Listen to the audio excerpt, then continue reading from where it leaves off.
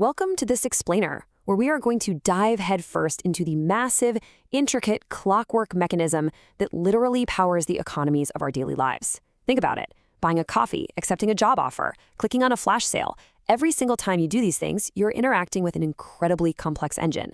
Today, we're going to break down exactly how that engine works, how different societies choose to build it, and how it solves the fundamental, everyday problems of human survival. Okay, let's just jump right in. I want you to imagine a giant machine.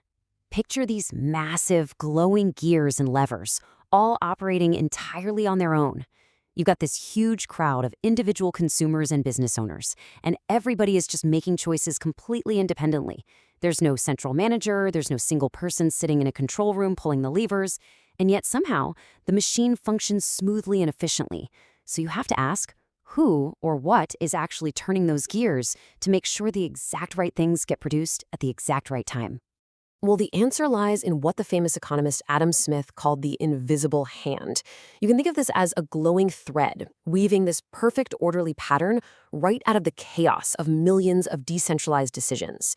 It's actually kind of wild when you think about it. When individuals pursue their own pure self-interest, a business owner just trying to make a profit, or you just trying to find the absolute best deal on a pair of shoes online, they unintentionally benefit society as a whole. They end up promoting social welfare without even meaning to. Let's put a formal name to the core technology running this machine, the price mechanism. It's an unbelievably elaborate system that coordinates all those millions of decisions through prices and markets. But the truly fascinating part here, it does all of this without any conscious management.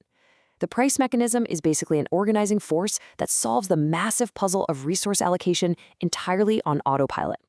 It's an elegant way to decide about production, consumption, and investment without anyone ever having to centrally direct the show. Now, it's absolutely crucial to understand that no matter what kind of society we're talking about, this economic machine has to solve three inescapable foundational problems. First up, what and how much do we produce? Like, do we need more tractors right now or more flat-screen TVs? Second, how do we produce it? Do we hire a ton of human workers, or do we invest in expensive robotic assembly lines? And third, for whom do we produce? Once the stuff is actually made, who gets to take it home?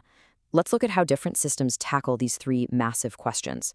All right, let's dive into our first system, the free enterprise machine, and see exactly how capitalism solves these problems. To answer that first question, what and how much to produce, capitalism relies on something called consumer sovereignty. In a free enterprise system, you, the consumer, are literally the king. Your everyday spending habits are the guide. When you spend your hard-earned money on a specific product, you are essentially casting a vote. And producers? They're just watching those votes roll in. They allocate their resources depending entirely on what you demand. This creates what is basically a perfect, self-regulating feedback loop. Let's trace it. When consumer demand for a product shoots up, the price people are willing to pay goes up too. Assuming the cost to make it stays the same, that higher price means higher profits.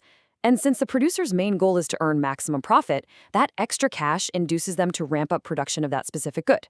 It works in reverse, too.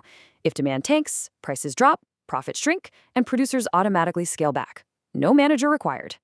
So, what about the second question, how to produce? Well, competitive forces basically demand that producers make goods in the absolute most efficient way possible to keep their costs down. They do this by constantly looking at input prices. If human labor happens to be cheaper than heavy machinery, the producer hires more workers, a labor-intensive technique. If robots and tech become cheaper, boom, they build an automated assembly line. The choice isn't based on philosophy, it's based purely on finding the cheapest, most efficient method driven by relative prices. Finally, for whom to produce? In capitalism, making the goods and distributing the goods are totally intertwined. Distribution depends entirely on how much income you possess. And your income? It's just your wage for your labor, your rent for your land, or your profit for your business. These factor prices are set by supply and demand in the market.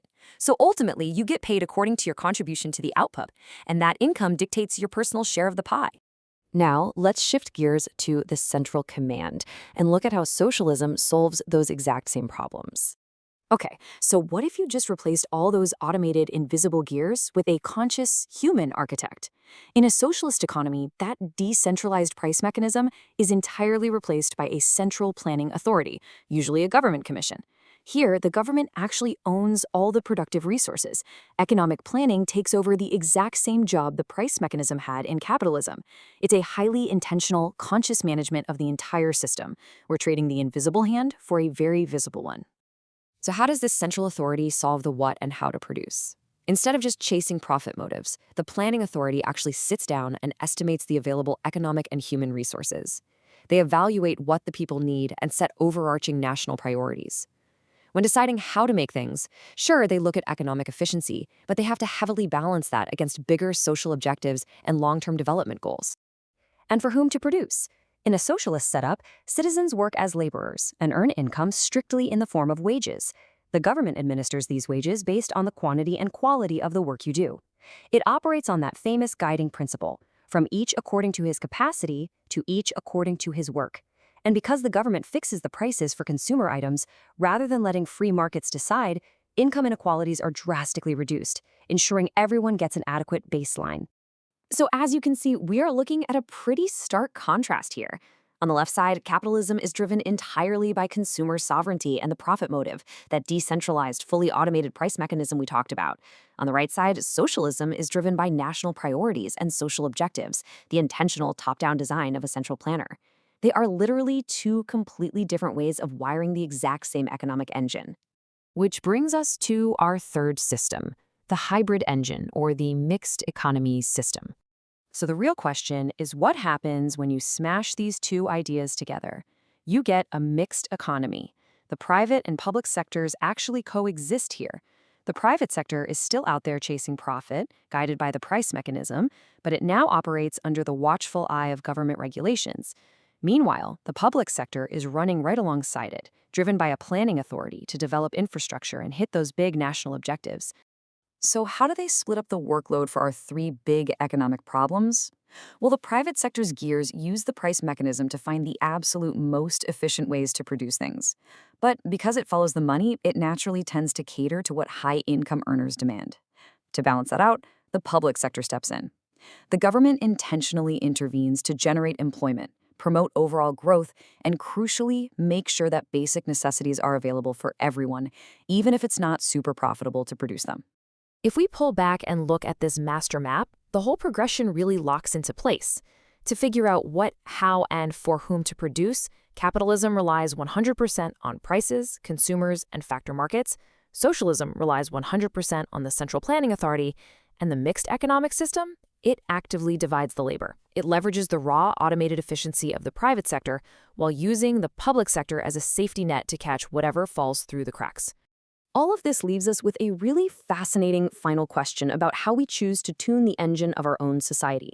We know for a fact that the invisible hand of the price mechanism is incredibly powerful at organizing chaos and maximizing pure efficiency. But we also know that conscious planning can prioritize human welfare in ways the free market might completely ignore. So as you look at the economic world spinning around you today, I want you to ask yourself, which of those glowing gears should be left to spin entirely on their own, and which ones desperately require a human touch? Thanks so much for joining me on this explainer, and keep questioning the clockwork around you.